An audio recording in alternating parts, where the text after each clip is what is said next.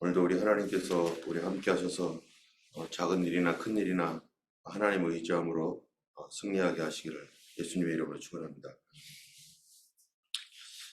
오늘 말씀은 이제 어제 6장에서 이스라엘 백성들이 여리고 성을 무너뜨렸던 하나님의 놀라운 그 개입하심과 도우심으로 화살을 쏘지 아니하고 하나님의 그 은혜 안에서 그들이 그 강력한 성인 여리고 성을 무너뜨렸습니다.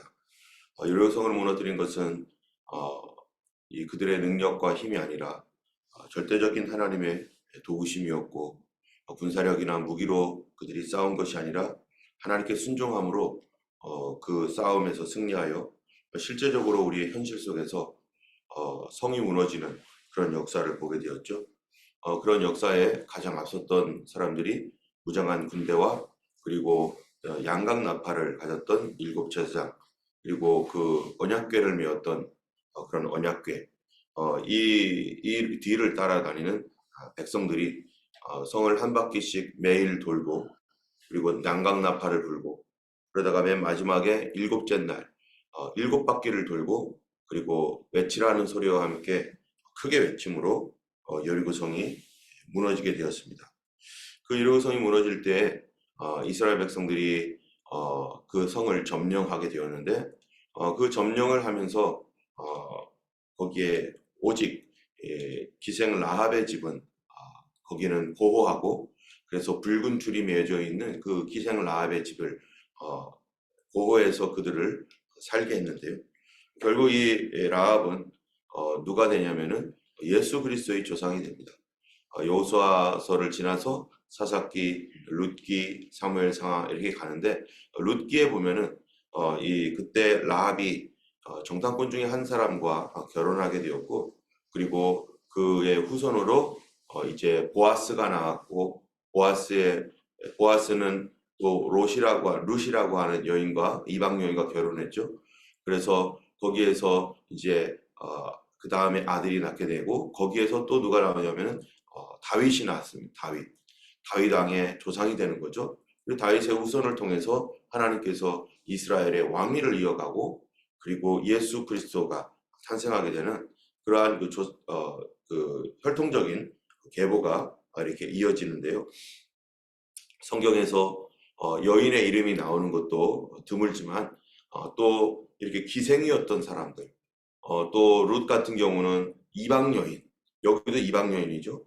이러한 사람들을 통해서 이스라엘의 역사가 이어지고 구원의 역사가 이루어진다는 것은 하나님께서 이미 이 이방인, 유대인이 아닌 이방인들을 통하여 하나님의 그 구원의 역사를 이루신 것이 이방인의 구원까지도 하나님께서 이미 다 계획하고 계신 것을 우리가 알게 되는 것이고, 예수 그리스도께서 우리 온 인류를 위한 그리스도로 이 땅에 오신 것을 또한 상징적으로 보여주는 내용이기도 합니다. 이제 여호수아가 여리고성을 무너뜨리고 이제 그래서 그 성을 확보하게 되었고, 그렇게 되었는데, 그런데 이 여호수아가 이 여리고성을 무너뜨렸었을 때 하나님께서 그 성에 대하여 금지한 것이 있습니다. 그거는 우리가 어제 읽었던 6장 17절, 18절을 읽은 다음에, 그 다음에 오늘 본문인 7장을 읽어야만 이해할 수가 있는 거죠. 17장 18절에 17절 18절에 보면은 6장입니다. 이 성과 그 가운데 있는 모든 것은 여호와께 온전히 바치되 기생 라합과 그 집에 동거하는 자는 모두 살려주라. 이는 우리가 보낸 사자들을 그가 숨겨주었음이라. 너희는 온전히 바치고 그 바친 것 중에서 어떤 것이든지 취하여 너희가 이스라엘 진영으로 바치게 되는 것이 되게 하여 고통을 당하게 되지 아니하도록 오직 너희는 그 바친 물건에 손을 대지 말라. 은금 동철 기구들은 다 여호와께 구별될 것이니 그것을 여호와의 곳간에 드릴지니라 하니라.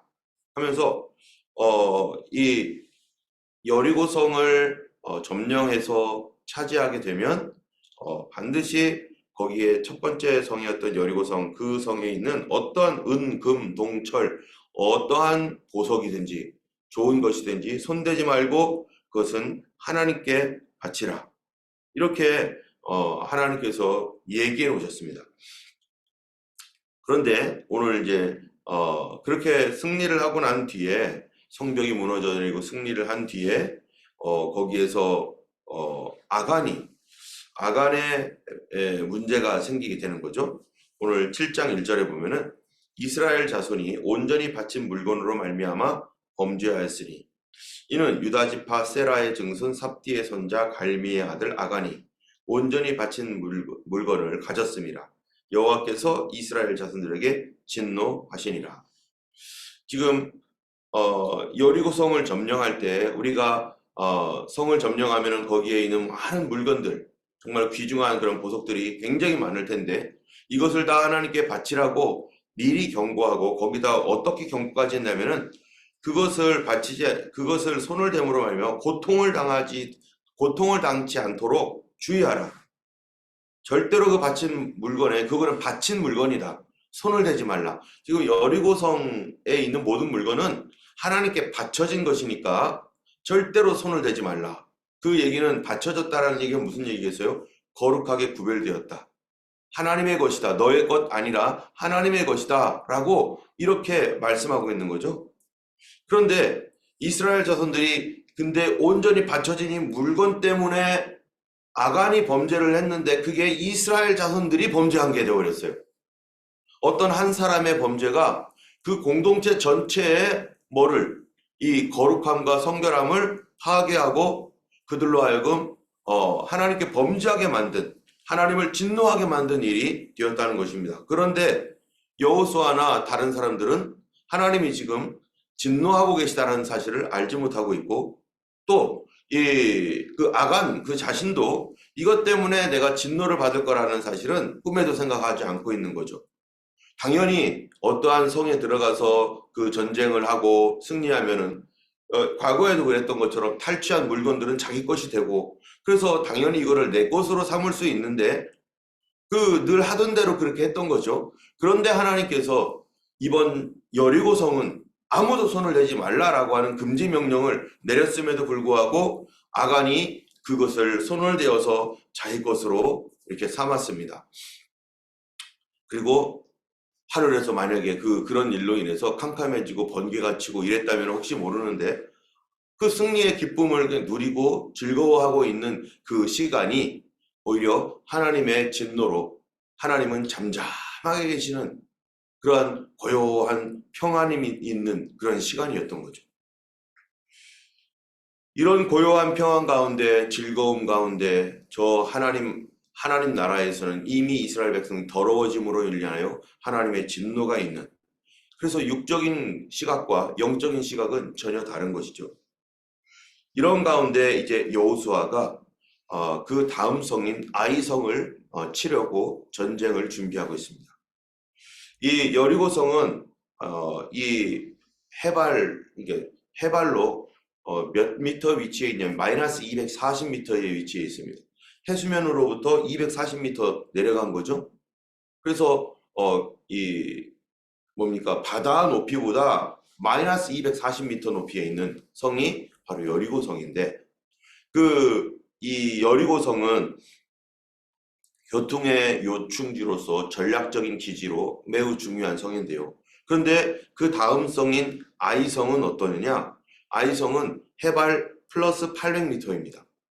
그러니까 이 여리고성은 마이너스 240m, 위에 있는 아이성은 플러스 800m, 약 1km의 차이가 나는 거예요. 해발이 약 서로 간에 높이만 1km의 차이가 나는 그런 성입니다. 그러다 보니까 아이성도 못지않게 중요한 거죠. 아이성은 그 성을 점령하면은 800m 높이에 있기 때문에 그 높은 고지에서 전체를 다 바라보고 방어할 수 있고 어디로 가야 될지 볼 수 있는 전망이 좋은 곳이기 때문에 아이성도 반드시 점령을 해야 되는 거예요. 이 아이성은 이 대신에 여리고성은 굉장히 강력한 성이었는데 아이성에서 아마 다 봤을 겁니다. 여리고성이 어떻게 무너지게 되는지를 아이성 사람들이 다 봤을 거예요. 그러니까 800m 높이에서 이미 다 봤는데 아이성은 벌벌벌 떨고, 여리성도 저렇게 무너지는데 아이성은 안 무너지겠어요? 어떤 천재지변이 일어나서 무너질지 그들도 벌벌벌 떨고 도저히 감당할 수 없는 그런 고통을 아마 마음속에 괴로워하고 있고, 이제는 우리가 멸망됐구나, 이제는 우리 성은 이제 끝이 났구나라고 아예 그냥 포기하고 있었을 만한 그러한 상황이 여리고에 벌어졌기 때문에, 이 아이성은 이 복음로를 확보하기 위해서 굉장히 중요한 그 아이성입니다. 이 아이성으로 여호수아가 어떻게 했냐면, 2절에 여호수아가 여리고에서 사람을 베델 동쪽 베다윈 곁에 있는 아이로 보내며 그들에게 말하여 이르되 올라가서 그 땅을 정탐하라 하며 그 사람들이 올라가서 아이를 정탐하고 돌아왔습니다. 돌아와서 하는 말이, 백성을 다 올라가게 하지 말고 2, 3천 명만 올라가서 아이를 치게 하소서. 그들은 소순이 모든 백성을 그리로 보내어 수고롭게 하지 마소서 하므로, 아이성을 정탐하고 온 사람들이 하는 보고가 거기 한 3천 명 정도, 2, 3천 명이면은 충분합니다. 그 성은 아주 작은 성이니까 우리가 얼마든지 점령할 수 있는 그런 성입니다 라고 말합니다. 그렇게 해서 이제 그러면은 백성 중 약 3천 명쯤 그리로 이제 올라가도록 했어요. 자, 이렇게 백성 중 3천 명쯤 올라가도록 했는데, 여기에서 바로 여호수아가 미스한 게 있습니다. 여러분, 여호수아가 미스한 것, 그리고 이스라엘 백성들이 미스한 게 뭡니까? 여기서 하지 않은 거가, 하나님께 작전 계획을 물어야 돼요.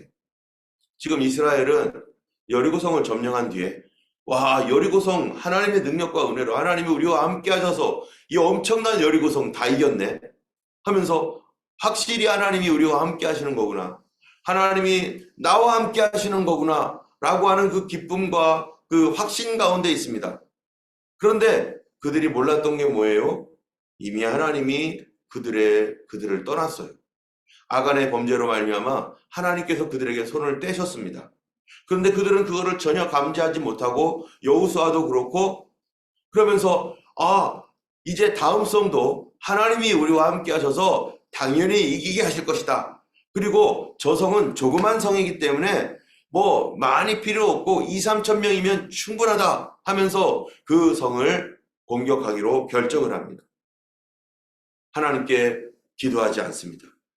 그냥 작은 성이니까, 큰 거 이겼으니까 당연히 이기겠지. 그런데 지금 가나안 정복이라고 하는 것은 무슨 전쟁입니까? 이거는 육신적 전쟁이 아닌 거예요. 그들이 여리고성을 대단한 무기를 가지고 이긴 게 아니잖아요. 그들이 여리고성을 무슨 뭐 엄청난 작전 계획을 세워가지고 너무나 지혜롭게 세워가지고 이긴 것도 아니에요. 하나님의 명령을 따라 성을 돌으라고 했을 때 돌고, 7번 돌은 다음에 외치라 했을 때 외치고, 이게 무슨 작전이고 이게 무슨 전쟁입니까? 그들은 이러한 식으로 하나님의 전쟁에 승리하게 되었는데, 이거는 그들의 전쟁이 아니라 하나님의 전쟁이고 하나님의 심판이었고, 그리고 하나님께서 도우심으로 말미암아 이긴 전쟁인데, 그들이 승리감에 도취하고, 그래서 아이성을 아주 쉽게 보고 있습니다. 그 성도 당연히 이길 거라고 생각하고, 심지어 2, 3천 명이면 된다라고 하는 그러한 생각. 그런데 4절에 보니까 백성 중 3천 명쯤 그리로 올라갔다가 아이 사람 앞에서 도명하니, 아이 사람이 그들을 36명쯤 쳐 죽이고 성문 앞에서부터 스바림까지 쫓아 내려가는 비탈에서 쳤으므로 백성의 마음이 물같이 녹게 된지라. 아이를 쉽게 봤는데 그들은 아이성에서 대패를 하고 쫓겨나갑니다. 2, 3천 명쯤 보내었더니 3천 명쯤 올라갔다가 그들이 쫓겨내려가면서 36명 좀 되는 그런 사람들이, 한 소대 규모죠. 이러한 사람들이 도망 내려오는 그런 일들이 생기고 이길 수 없게 되어버렸어요. 도대체 이 아이성이 어떤 성인가? 여러분, 사실 아이성이 어떤 성이냐가 중요한 게 아니라 이스라엘이 지금 어떤 상태인가가 중요한 겁니다. 하나님이 떠나시니까, 하나님의 도움이 없으니까 이제는 이스라엘은 이 아이성을 아이성이라고 하는 작은 성조차 사실은 이스라엘을 이길 수 없는 그러한 무능한 사람들입니다. 자기들이 지금까지 40년 광야를 통과해 왔고 여기 이러한 일 저러한 일 엄청난 사건들을 일으키고 또 요단강을 마르고 여리고성을 무너뜨렸던 것은 그들이 능력이 있고 그들이 지혜가 있어서 그랬던 거 아니라 그들에게 하나님이 함께 하셨기 때문에 그 일이 일어났던 거예요. 그런데 그들은 하나님이 함께하지 않은 상태에서는 어떤 존재인가? 아이성이라고 하는 조그만 성, 여기 아이라는 말 자체가 작다라는 것인데 아이라고 하는 그 조그만 성, 이 조그만 성조차도 그들은 점령할 수 없는 실력 없는 사람들입니다. 군사력, 무기, 경제력, 또 싸움의 기술, 작전 능력 이런 거 제대로 갖춰지지도 않는 그러한 무능한 사람들이라는 사실을 그들은 알아야 되는 거였죠. 그들이 이렇게 왔던 것은 하나님 덕분이었어요. 저도 우리 교회 와서 여러 가지 간증도 하면서 얘기했지만 사실 저 자신은 무능한 사람입니다. 제가 무슨 호주에 와서 영어를 잘합니까? 개척할 수 있는 용기가 있겠습니까? 도대체 뭐가 있어요? 아무것도 없는 사람입니다. 아무것도 없는 사람인데 다만 하나님 앞에 살려달라고 도와달라고 기도했을 때 하나님이 불쌍히 여겨주셔서 하나님의 은혜로 그나마 이렇게 와 있잖아요. 만약에 하나님이 계시지 않았고 하나님이 앞으로도 하나님이 계시지 나와 함께 하지 않는다면 다 실패할 겁니다. 작은 일이든 큰 일이든 큰 일은 성공했으니 작은 일은 당연히 성공할 것이다 라고 하는 이 어리석은 생각, 그게 아니라 하나님이 함께하지 않으면은 이러한 이 세상에서의 이런 영적 싸움이라는 것은 우리 스스로는 아무것도 할 수 없는, 우리는 무능한 사람들이라는 거죠. 영적으로 눈이 감겨져 있고 귀가 들리지 않는 무능한 사람입니다. 이스라엘은 그제서야 자신들이 얼마나 무능한지, 얼마나 능력이 없는지를 알게 되는 거죠.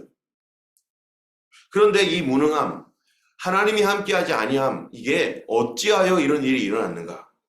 그러고 나니까 이 실패를 통해서 이스라엘 백성들이 마음이 녹아버리고 우리가 무능하구나, 아무것도 아니구나라는 것을 발견하게 되고, 그리고 여호수아가 어떻게 합니까? 6절에 여호수아가 옷을 찢고 이스라엘 장로들과 함께 여호와의 궤 앞에 엎드려 머리에 티끌을 뒤집어 쓰고 저물도록 있다가 하나님께 기도합니다. 여호와여, 어찌하여 이 백성을 인도하여 요단을 건너게 하시고 우리를 아모리 사람의 손에 넘겨 멸망시키려 하시나이까? 우리가 요단 저쪽을 만족하게 여겨 거주하였다면 좋았을 뻔했나이다 하면서 여호수아가요, 아니 하나님이 우리와 함께 하신다고 했고, 여호수아 개인적으로도 어떤 메시지를 들었습니다. 어떤 메시지를 들었습니까? 내가 너와 함께하고 너를 떠나지 아니하고 내가 너와 함께하여서 승리하게 할 것이다. 너는 좌로나 우로나 치우치지 말아라. 그리고 하나님의 말씀을 항상 묵상하고 앞으로 나아가라. 하나님께서 지시할 하나님 말씀을 통해 지시할 것이다. 이런 말씀들을 계속 주셔서 당연히 이길 줄 알았는데, 그런데 이 여리고성은 엄청난 성임에도 하나님의 능력으로 무너졌지만 아이성에서 웬일입니까 이게? 하나님이 나와 함께하지 않습니다. 하나님이 함께하면 왜 우리가 집니까? 라고 여호수아가 하나님께 묻습니다.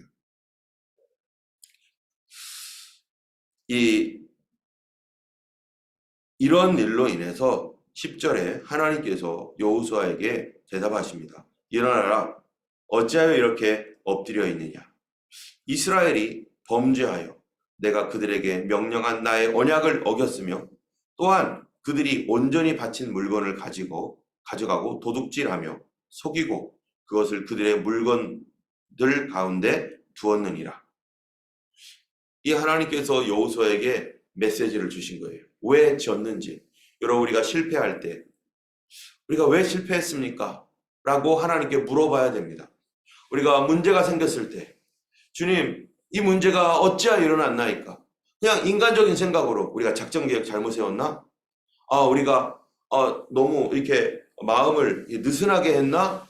다시 한번 하자. 만약에 이랬다면 어떻게 됐겠어요? 다시 가서 또 망했을 겁니다. 또 지고 돌아왔을 거예요. 그런데 여호수아는 그 성에 대하여 우리가 너무 자신감을 가져 있었구나. 이제는 다시 사람들을 모아서 보내자. 더 많은 10배를 보냈어도 또 졌을 겁니다. 그것은 하나님의 전쟁이기 때문에. 그것은 군사력으로 끝내는 게 아니라 하나님 앞에서의 순종함과 거룩함을 통해서 이어져 나가는 전쟁이니까. 우리의 삶 속에서도 작은 실수, 작은 문제 앞에 그냥 지나치지 말고 하나님 어찌하여 이런 일이 있었습니까? 하나님, 내가 혹시라도 하나님 앞에 잘못된 것이 있습니까? 내가 주님 앞에 약속한 것을 지키지 않은 것이 있습니까? 하나님, 내가 성결하거나 거룩지 못한 그런 삶을 살거나 있지 않습니까? 주님, 이 작은 문제가 하나님, 이 작은 것에도 내가 이기지 못하고 이렇게 실패했나이다 하며 여호수아처럼 엎드리는 것이 겸손이죠. 그리고 우리의 삶은, 우리의 현실, 이 세상에서 살아가는 이 삶은 우리가 땅에 발바닥을 붙이고 내 손과 발이 움직이고 내 머리가 생각하면 내 몸이 움직여서 가는 것이 지금 이 세상의 삶입니다. 그런데 이렇게 내가 발바닥으로 내 가는 길을 밟고 손으로 움직여가는 그러한 삶 속에서 하나님은 동시에 뭐를 하고 있는 거예요? 영적인 영적인 여정을 걸어가고 있는 것입니다. 여호수아도 그렇죠. 그들은 지금 군사력을 가지고 군대를 가지고 지금 이스라엘의 가나안 땅을 정복해 나가는 거지만 그 뒤에 그들이 싸워 나가는 이러한 전쟁은 하나님의 영적인 일에 지금 동참하고 있는 것이고 하나님의 그 능력이 함께 하심으로 그 현실 세계를 이겨나가고 오버컴하며 정복하고 다스려 나가는 것이죠. 우리도 마찬가지인 거죠. 우리의 삶 속에서 내가 직접 걸어가야 되는 여러 가지 문제들, 파이낸스의 문제, 인간관계의 문제, 건강의 문제, 이런 것들이 아무리 있다 할지라도 이 일은 하나님과 함께 하면서 걸어나가서 영적으로 싸워나가 그걸 오버컴하고 승리하는, 그래서 현실에서 내가 이기는 능력, 현실에서 그걸 싸워나가는 그런 능력을, 그러한 전쟁을 하고 있는 것이나 마찬가지입니다. 때문에 우리는 범사에 하나님께 기도해야 돼요.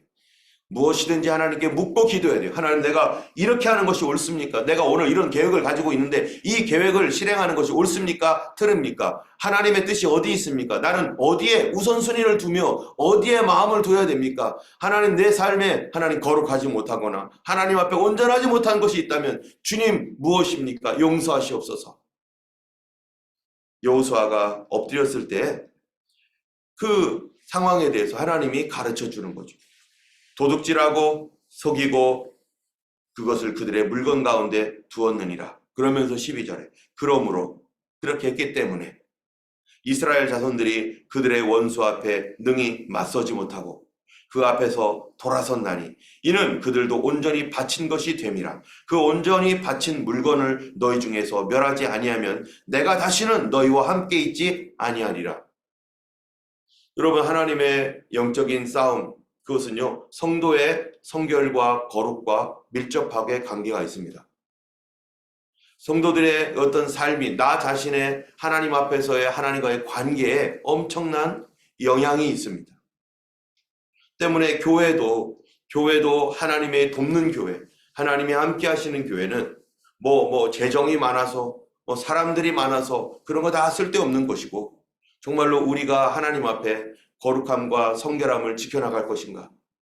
그것이 우리 자신 안에서의 싸움이고 저의 싸움이고 우리 모두의 싸움이 되는 거죠.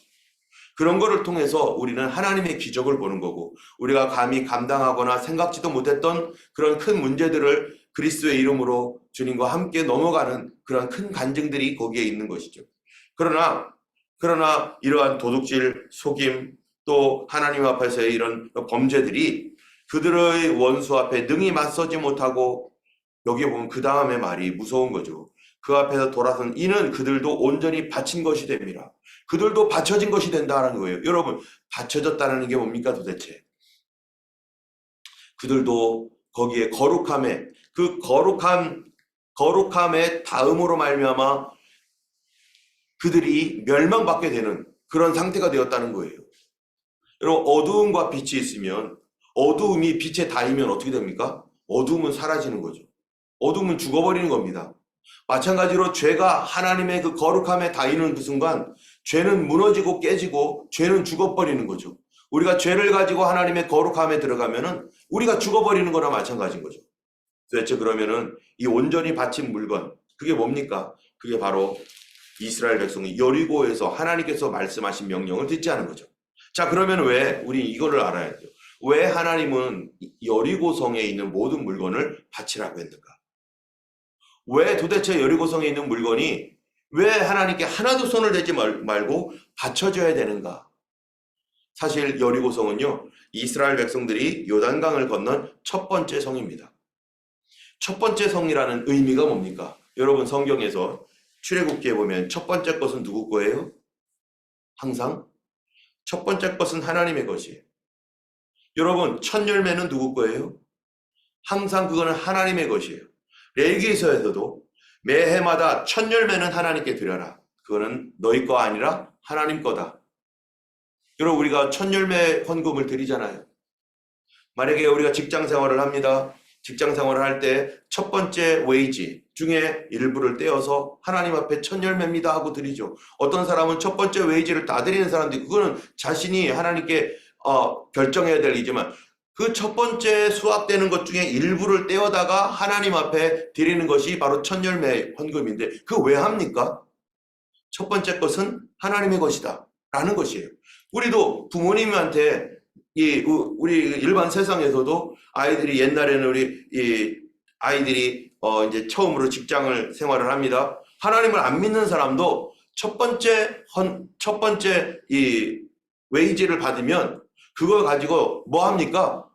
부모님 그동안 도와주셔서 감사합니다 해가지고요. 그것 가지고 옛날에는 내복 사다가 어머니 아버지께 다 드리고 또 봉투 마련해서 용돈을 거기다 이렇게 드리며 그동안 길러주셔서 감사합니다. 이제 제가 처음으로 제 스스로 돈을 벌었네요 하면서 그렇게 드리잖아요. 이게 얼마나 참 좋은 문화이고 좋은 겁니까? 그와 마찬가지로 우리가 첫 번째 것을 하나님께 드리는 것, 이건 내 거 아닙니다. 내가 쓸 수 있죠, 당연히. 그런데 하나님의 것입니다. 도대체 그러면은 왜 그거를 하나님의 것이라고 성경에서는 얘기하고 있는가? 그냥 예의상 그러는 건가? 그렇지 않습니다. 이스라엘 백성들이요, 이 첫 번째라고 하는 것이 엄청 중요한 건데, 왜냐하면 이거는 생명의 속전이나 마찬가지, 내 생명을 드린 거나 마찬가지예요. 내 생명이라는 얘기예요, 첫 번째 거가. 왜냐하면은 그 역사적 연원을 가면은 이스라엘 백성들이 출애굽을 할 때 그들이 어떻게 나왔습니까? 그들이 하나님께서 장자를 첫 번째 아들은 다 멸망시킨다라고 하는 심판이 애굽 땅에 떨어졌어요. 그들의 더러운 죄와 악함으로 인해서 하나님께서 이스라엘을 거기다가 핍박을 하고 있는 그들에게 심판이 떨어지는데 첫 번째 아들인 장자들이 다 죽는 그런 재앙이 올 때 하나님께서 어떻게 했습니까? 이스라엘은 그 재앙에 들어가면 안 되죠. 그 심판에 들어가면 안 되죠. 그래서 이스라엘에게 요구한 게 뭡니까? 너희들 흠없는 양 잡아다가 그 양을 첫 번째 아들을 대신해서 죽여라. 그리고 그 양의 피를 문설주에 발라라. 그리고 그 양을 그 안에 가지고 와가지고 그 양을 다 통째로 먹고 그리고 그 밤에 절대로 밖으로 나가지 말아라. 이스라엘 백성 중에서도 양을 안 잡고 그 말을 무시했던 사람은 그날 어떻게 됐어요? 바로의 첫 번째 아들부터 종의 아들까지 첫 번째 난 모든 짐승까지 다 죽음을 당했습니다. 온 사람들이 죽음을 당했는데 자기 첫 번째 아들을 위하여 대신 양을 잡아서 바쳤던 그 집은 다 살아난 거죠. 첫 번째 아들은 사실 어떤 사람입니까? 첫 번째 아들은 죽어야 되는데 하나님의 심판 가운데 죽어야 되는데 양이 대신해서 죽었어요. 양이 대신하여 죽었기 때문에 그 첫 번째 아들을 여러분 생각해 보세요. 양의 생명과 아들의 생명이 같습니까? 당연히 아들의 생명이 1000배, 10,000배 중요하죠. 양 한 마리와 아들의 생명이 어떻게 바뀌어질 수가 있어요? 그런데 하나님께서 양의 생명을 통해서 일단 상징적으로 심플하게 하나님께서 그 양의 생명을 양을 죽임으로 말미암아서 내 아들이 보호를 받게 되었단 말이죠. 그래서 하나님께서 양의 가치는 사실은 우리가 구속사적으로 보면은 예수 그리스도를 의미하는 것이고 예수님 때문에 우리가 살아난 것이지만 그 당시에 실제적으로 보면은 양은 얼마짜리입니까? 그게 양이 비싸긴 하겠지만 양과 아들을 바꿀 수가 없는 거예요. 그래서 양 때문에 총알이 막 빗발치게 날아오는데 양 뒤에 숨어서 양이 대신 맞아서 죽은 거나 마찬가지죠. 나는 살고. 그런데 이 양을 대신해서 이 아들이 양 때문에 아들이 살아났는데 하나님께서 뭐라고 하시는 겁니까? 너의 아들이 죽어 마땅하지만 양이 대신 살아났지만 그 생명의 가치는 너무나 다르니까 그래서 이스라엘에게 요구한 게 뭐냐면은 너희에게 레위인을 너희 아들이 하나님께 바쳐줘야 되는데 이 장자가 하나님께 바쳐져서 하나님께 헌신하고 주님만을 위하여 살아가야 되는데 바쳐진 사람이라는 거죠. 여기서도 바쳐져야 되는데 그러면은 온 이스라엘의 첫 번째 아들이 다 와가지고 하나님의 일만 하고 성전 봉사만 하고 하면은 가족들이 헤어지는 거니까 그래서 레위인을 선정을 해가지고 레위인 전체는 이스라엘을 위하여 바쳐진 사람으로서 너희 장자 첫 번째 아들과 같이 그들이 하나님 앞에 바쳐져서 하나님께 전적으로 섬기는 사람이다. 그들은 세상 일 하지 말고 하나님의 일만 하라. 그래서 그들이 레위인들이 장자를 대신하여 바쳐진 것입니다. 그래서 레위인을 잘 섬기는 것이 레위인과 잘 지내는 것이 우리 가족들에게도 좋은 것이고 하나님을 섬기는 하나의 예가 되었어요. 그런데 이와 마찬가지로 이 하나님 앞에서 이 첫 번째 것은 하나님께 바쳐졌다. 양이 대신 죽어서 아들은 살아나고 그 살아난 은혜에 감사하여서 레위인이 하나님께 전적으로 헌신되도록 하나님께 드렸고 레위인은 전적으로 하나님께 봉사하는 것이다 라고 하는 것이 첫 번째라는 것이에요. 첫 번째 거. 그러면 그 첫 번째 거라는 것은 우리 아들 대신 레위인이 간 거잖아요. 그런데 그 실제적인 의미는 양이 죽었기 때문이고 그러면 첫 번째 것은 하나님 앞에 다 드려져야 되는 것이고 양이나 소는 어떻게 되는 거예요? 양은요. 아까 얘기한 것처럼 하나님께 희생제물처럼 나를 대신하여 죽은 양이란 말이죠. 나를 대신하여 희생당한 것이라는 거죠. 그렇기 때문에 그 첫 번째 아들을 드리는 것은 양의 죽음을 내 대신 죽은 양을 하나님께 감사하여 드리는 그 의미로 레위인에게 11조를 드리는 거고 하나님께 11조를 드리는 것이 레위인을 먹여 살려야 되니까 때문에 그 하나님께 바쳐졌다라는 것 첫 번째 것은 나의 생명이나 마찬가지입니다. 내가 첫 번째 거를 통해서 내 생명을 보존받았고 하나님이 날 살려주셨고 그렇기 때문에 내가 이 첫 번째 것은 내 생명이나 마찬가지이기 때문에 나는 하나님께 다 드리는 거야. 그런데 이거를 내가 가지고 있는다는 것은 무슨 뜻이에요? 내 생명과 재물이 어떻게 같습니까? 그런데 이 재물을 내가 취한다는 것은 내 생명을 들여버리겠다는 얘기나 마찬가지인 거예요. 내 생명을 양이 대신해서 죽었는데 아니야 양 죽지 말고 내가 죽을래 이런 거나 마찬가지라는 거예요. 양을 드려야 되는데 여기서는 첫 번째 것으로 재물을 손을 대지 않는 거예요. 금은 보석 아무리 귀해도 그거를 손을 대지 않고 이거는 내 생명이나 마찬가지 내가 죽었어야 돼. 여러분 한번 생각해보세요. 여리고성 전쟁할 때 얼마나 많은 사람이 피해를 보고 죽어야 됩니까? 전쟁 한 번 하면은 여러분 이 세상에 이 베르등 전쟁이라는 게 있어요. 베르등 전쟁은 독일과 이 프랑스가 전쟁했던 것인데요. 거기에 몇 명이 죽었습니까? 수십만 명이 죽었어요. 수십만 명이. 그 전쟁에. 왜 수십만 명이 거기서 독일군 그리고 프랑스군 약 30만 명씩 그냥 60만 명이 거의 죽은 것 같은데 그 왜 죽었습니까? 이 전쟁하면요 사람들이 엄청 죽습니다. 이스라엘 백성들이 여리고성 전쟁을 진짜로 전쟁했다면 거기에 수천 명 어쩌면 수만 명이 죽을 수 있었던 거예요. 그런데 하나님이 그런 피를 흘리지 않았단 말이죠. 그 여리고성 전쟁을 완전히 이겼던 것은 내가 죽었어야 되는 건데 전쟁하다가 내가 죽을 수도 있었고 우리 형제가 죽을 수도 있었고 우리 부모님이 죽을 수도 있었고 우리 자녀들도 죽을 수가 있었는데 하나님이 다 보존해줬단 말이죠. 그런데 그 하나님이 전적인 도우심으로 보존을 해줘가지고 승리하게 했는데 거기에 있는 물건은 너의 생명과 같은 거니까 절대 손대지 말아라 그런 거란 말이에요. 그런데 이거로 손을 대버렸습니다. 아간이. 그러니까 이 손댄 그것이 내 죽음으로 대신할 수밖에 없는 거예요. 내가 그 물건 뒤에 숨었는데, 그 물건 뒤에 숨어서 내가 살았는데, 하나님의 도움으로 살았는데, 이제는 물건을, 나를 보호해주는 물건을 제쳐버리고 내가 그 앞에 서니까 그대로 내가 죽는 거예요. 그대로 그 저주를 받고 그대로 그 총알을 받는 거죠. 여러분, 우리가 이 첫 번째 열매라고 하는 거, 하나님의 첫 열매를 드리는 것, 이게 무슨 의미입니까? 첫 열매는요, 나를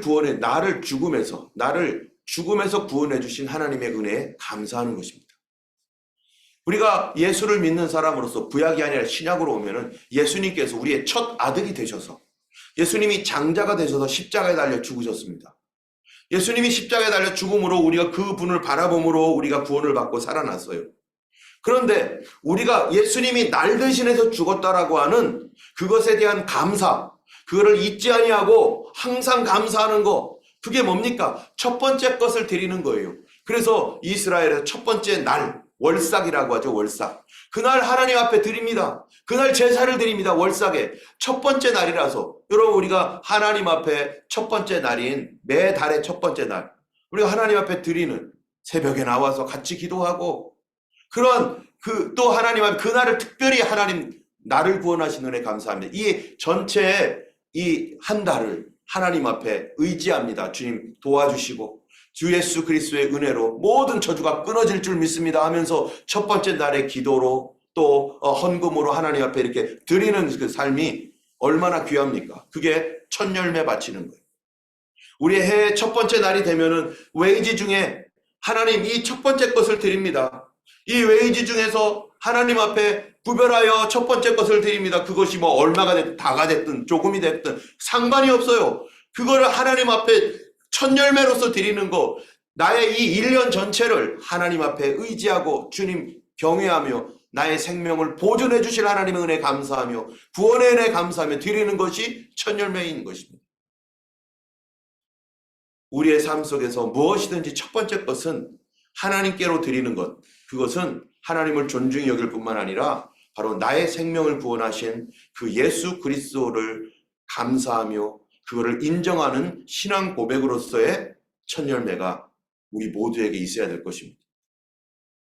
우리의 삶 속에서 여러분 하나님 앞에 매달 첫 번째 날마다 하나님 앞에 첫 열매로 하나님 앞에 기도로 드리고, 여러분이 이 첫 번째 달에 있는 매달마다 첫 번째 주에 오는 웨이지 중에 일부를 하나님 앞에 또 그렇게 드릴 수도 있고, 그거는 뭐 5불이 됐든 10불이 됐든 내 믿음대로 하는 거죠. 또는 그런 이 하나님 앞에서의 물질이 아니더라도 어떤 첫 번째 날에 대하여 하나님께 헌신하며 기도로 드리고, 그날은 특별히 내가 하나님 앞에